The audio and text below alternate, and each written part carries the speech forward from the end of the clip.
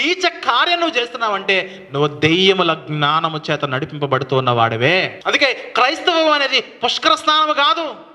గమనించగలగాలి మనం ఎంత పరిశుద్ధంగా, ఎంత డిసిప్లిన్గా, ఎంత క్రమశిక్షణగా ఉండాలో యాకోబు పత్రిక నేర్పిస్తున్న పాఠం. మొన్న పాపం చేసి ఈరోజు క్షమాపణ చెప్పి మరలా ఇంటికి వెళ్ళి మరలా పాపం చేసి మరలా దేవుని సంతకు వచ్చి క్షమాపణ చెప్పేది కాదు క్రిస్టియానిటీ అంటే.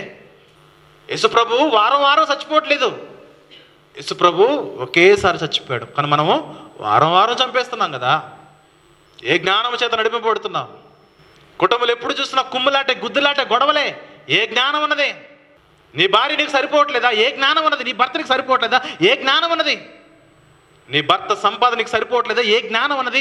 నీ ఇంటిల్లి పాది ఏ జ్ఞానంతో నడుస్తున్నది? కుటుంబంలో ఎందుకు అల్లరి? జ్ఞానము లేకుండా బ్రతుకుతున్నావు కదా. దెయ్యముల జ్ఞానం వచ్చేసింది.